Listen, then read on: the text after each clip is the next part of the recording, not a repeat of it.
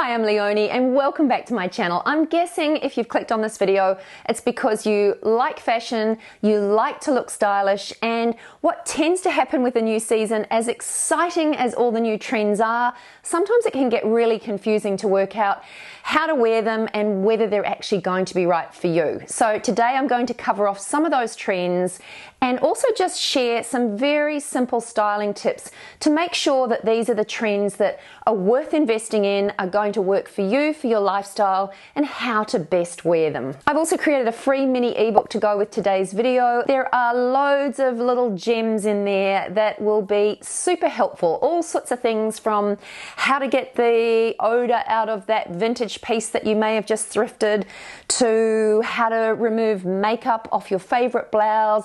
There's all sorts of little fashion hacks in there, and I've created it for you completely free. So the link for that book will be in my description box below, so be sure to check that out. Now, first up, I want to talk about oversized shirts. Now, I have featured them in a couple of recent fashion videos, and the oversized boyfriend style shirt is definitely a fashion item that's trending at the moment. It's here for spring, summer.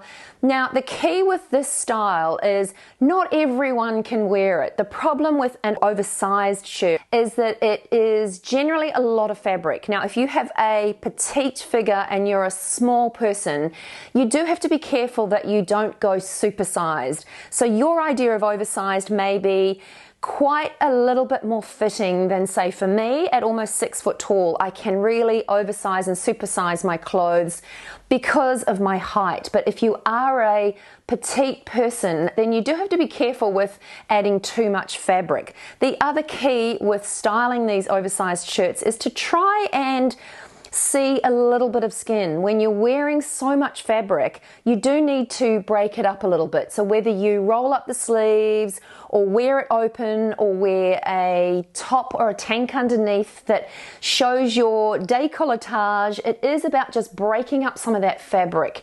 Also, you can wear this style and give it a little bit of a half tuck as well. And that just kind of gives you a little bit of a shape so you can enjoy the trend and enjoy the look and feel of it, but just make it work for you. So if you are petite, make sure you don't let the oversized shirt wear you.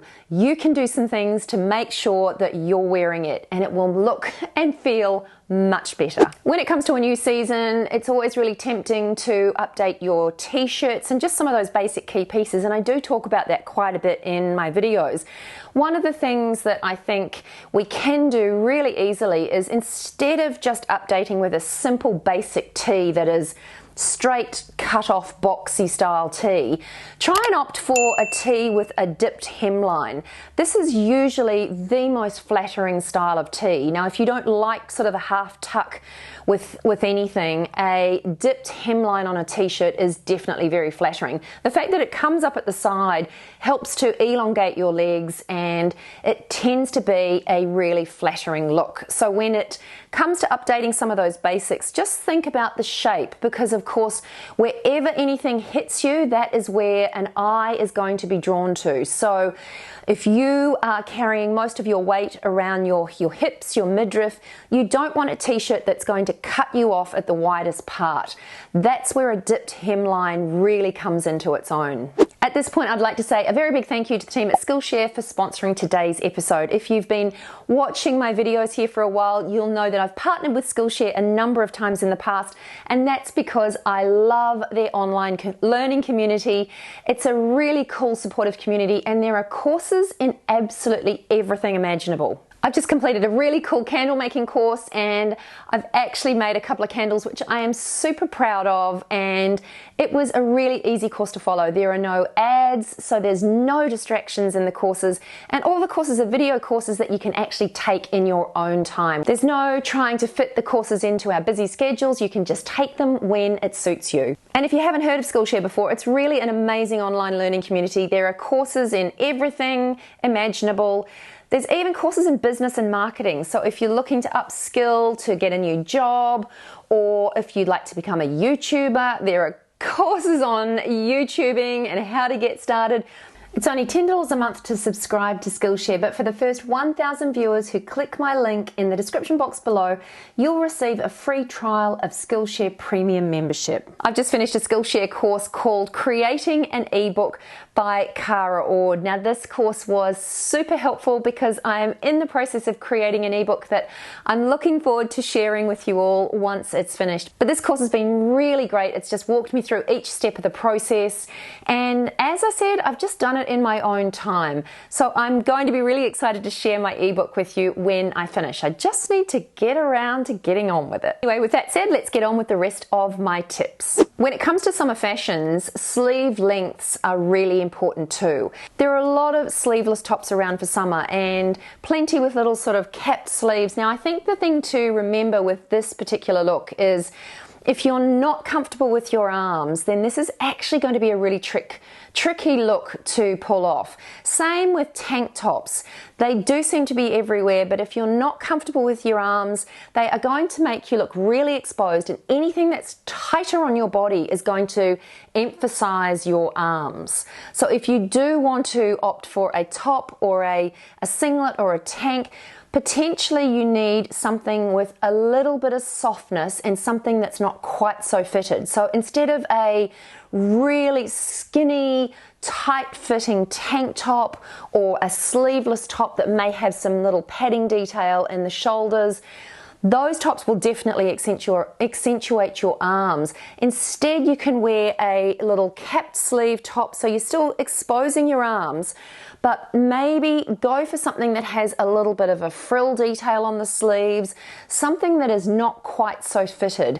If there's a little bit of a small sleeve that does have a little bit of floaty fabric, it is going to be much more flattering to wear, and it will make your arms appear leaner. And that leads me on to arms, because I know arms for a lot of us are something that we don't like exposing in summer, and it becomes quite tricky, especially when we've been covered up all winter long, and then all of a sudden the temperature starts to rise and we do have to strip off, but we then have to look at how we actually wear our pieces so we don't feel self-conscious. One of the really easy pieces that I often encourage styling clients to incorporate into their wardrobes is a kimono. Now, these are basically long line, very fine layering pieces. Now, what they do tend to do is give you that little bit of coverage on your arms. You can get short sleeve ones, you can get long sleeve ones. They tend to just give you that little bit of extra security and coverage. They also tend to elongate your body, so you can wear more of a fitted outfit underneath, but the kimono worn over the top drapes along your body. It doesn't touch your body, so it tends to be really flattering and really elongating, and it just is that extra piece that, just as I said, gives you that little bit of security and a little bit of coverage while still being cool and easy to wear. Now, summer is also about wearing shorts. Now, I have this saying, I'm actually thinking of getting it put on a t-shirt, a little saying that basically just says, wear the shorts, because I think often most of us feel so self-conscious about wearing shorts when it comes to summer, whether it's our inner thighs or whether it's our outer thighs. We just feel a little bit too exposed. And often what we tend to do with shorts, if we do have the courage to actually wear them, what we tend to do is we go for really long shorts.